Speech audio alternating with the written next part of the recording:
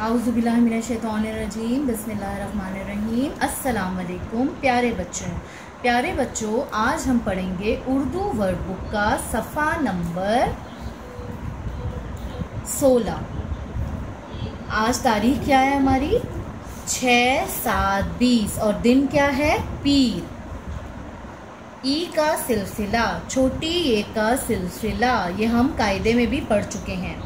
हुरूफ की आधी अशकाल को ई से मिलाएं।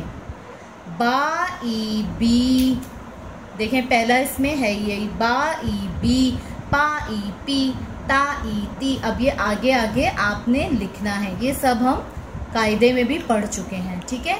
सा ई सी, जा ई जी, चा ई ची, हा ई ही, खा ई खी।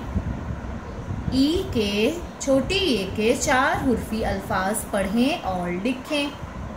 चाबी, कॉपी, सूजी, रोटी, होती, ठीक है। ये अल्फाज आपने इधर भी लिखने हैं।